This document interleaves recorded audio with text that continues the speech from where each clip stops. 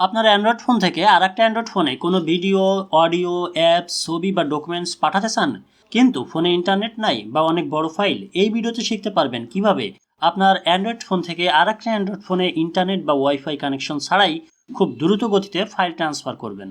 এজন্য আপনার ফোনে থাকতে হবে ইনিশিয়াল নামক একটি অ্যাপ্লিকেশন।